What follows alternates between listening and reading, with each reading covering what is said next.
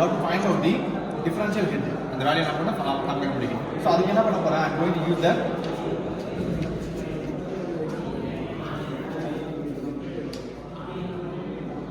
விடமாக இந்த டிஃப்ரென்ஷியல் எடுத்துக்கு தெரியுமா அந்த ஃபார்முலா யூஸ் பண்ணிக்கணும். சரி, அந்த ஃபார்முலா எப்படி பண்ணுறது எப்படி யூஸ் பண்ணுறது கடைசியில் சொல்கிறேன். நம்ம அதுக்கு முன்னாடி வந்து இந்த எக்ஸ்பிள் ஃபுல்லாக முடிச்சுக்கணும். சரியா, இது ஃபார்முலா யூஸ் பண்ணி ஸோ அந்த ஹெட் அந்த ஹைட் வந்து ரூட் எடுத்து நம்ம வந்து find of the root of height கண்டுபிடிச்சிக்கணும். சரியா, அதுக்கப்புறம் என்ன பண்ணணும், இந்த வாட்டர் வந்து இங்கே ஃப்ளோ ஆக தெரியுமா, ஃப்ளோ பண்ணும்போது இந்த ஃப்ளோ ஆகும்போது இந்த வாட்டர் க்ளோஸ் பண்ணி ஐ மீன் இந்த ரன்னிங் ஆகிறப்ப க்ளோஸ் பண்ணி விட்டு அவனுக்கு வந்து 10 மீட்டர் ரைஸ் என்ன பண்ணணும், நம்ம வந்து வால் கட்டணும். 10 மீட்டர் ரைஸ் வந்து பார்த்தீங்கன்னா 10 சென்டிமீட்டர் 10 சென்டிமீட்டர் ரைஸ் என்ன பண்ணணும் உனக்கு வந்து பார்த்தீங்கன்னா வாட்டர் ஃப்ளோ இங்கே வந்து இங்கேருந்து உனக்கு இது வரைக்கும் ரைஸ் ஆகும். ரைஸ் ஆகும்போது 10 ஹவர் தான் இந்த 10 ஆகிறதுக்கு எவ்வளோ செகண்ட்ஸ் ஆகுது. அப்போ என்ன பண்ணுறாங்க இங்கே பார்த்துக்கோ, time for height 10 centimetre rise. சரியா, அப்போ 10 சென்டிமீட்டர் கான்ஸ்ட் அவனே கொடுத்துட்டான். சரியா, அப்போ என்ன பண்ணணும், நம்ம 10 சென்டிமீட்டர் ரைஸ் ஆகிறதுக்கு எவ்வளோ டைமிங் என்ன பண்ணணும் அவங்க நோட் பண்ணணும். டி நம்ம என்ன பண்ணணும். ஸோ நீங்கள் நீங்கள் நோட் பண்ண போகிறது மொத்தம் 3 தான். சரியா, D1 வேல்யூ D2 வேல்யூ இந்த டைம் செகண்ட்ஸ் ஃபார் 10 சென்டிமீட்டர் இதுதான் பண்ண போகிறோம். ரிமைனிங்லாம் வந்து பார்த்தீங்கன்னா கால்குலேஷன் ஆகும். புரியுதா இது? சரிதா, சீக்கிரம் பாருங்க. இப்போ டிஃபரன்ஸ் ரேட் இருக்கு தெரியுமா, இது எப்படி கண்டுபிடிக்கணும் அப்படின்னா இதை வந்து கண்டுபிடிச்சிருவீங்க. கண்டுபிடிச்சி மைனஸ் பண்ணி இந்த வேல்யூ போட்டுருவீங்க. Like HM H two value போட்டுருவீங்க.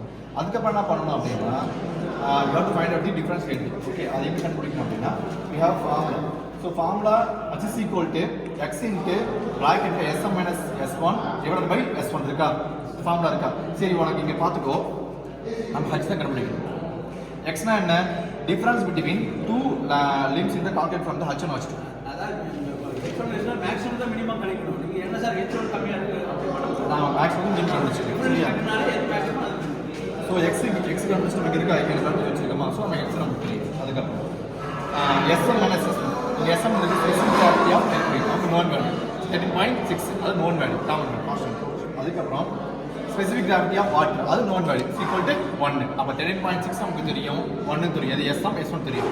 இதை வச்சு நம்ம என்ன பண்ணலாம், you can find out the H value. இங்கே எக்ஸ் மாறுமா, ஏன் மாறும், இது மாறும், இந்த வேல்யூ ஃபுல்லாக உனக்கு மாறும். அப்போ we can find out the head for the each value and then we can find out the root of h by using the head. Okay, அதுக்கப்புறம் என்ன பண்ணோம், we have to find out the active discharge, theoretical discharge. So we have a formula for that both QS and QT. சரியா, இப்போ QA is equal to AH divided by T. Okay, A தெரியுமா நமக்கு, A என்னது, area of the collecting tank. இது reservoir tank, இது receiving end. நமக்கு தெரியும் என்னன்னு நம்மளே கண்டுபிடிச்சோம். ஓகேவா, அதுக்கப்புறம் rise of the water collecting tank. இந்த ரைஸ் எவ்வளோ இது 10 சென்டிமீட்டர், அது நமக்கு காமனாக தெரியும். அதுக்கப்புறம் டைமிங் சர்வீஸ் நமக்கு தெரியும் என்னன்னு, இது போட்டுக்கலாமா. அதுக்கப்புறம் என்ன இருக்கு, உடமை தி theoretical discharge QT இருக்கா.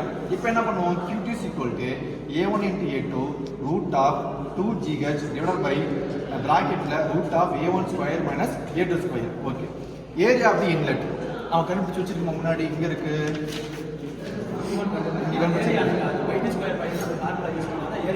ஏரியா கிடைக்கும். இதை யூஸ் பண்ண போட்டு we have to find out the A1 A2 value. ஓகேவா, ஏரியா ஃபார்ம்ல என்னன்னு சொல்றாங்க இங்க இருக்கா, A1 is equal to pi into D1 square by 4. அப்ப நமக்கு என்ன இருக்கா, D1 என்ன இருந்துச்சு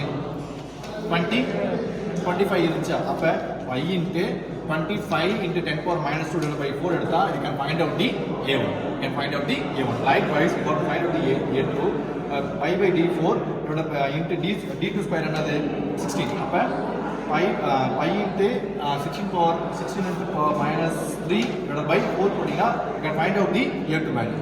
So by இங்க வச்சு நம்ம we can find out the A1 A2 root of G வந்து G நமக்கு தெரியும், acceleration due to gravity known value which means equal to 13.6.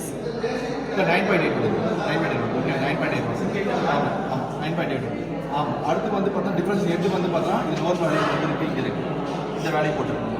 Okay, அதுக்கப்புறம் என்ன பண்ணுவோம், சரியா. ஸோ அதுக்கப்புறம் என்ன பண்ணுவோம், டிவைடட் பை ரூட்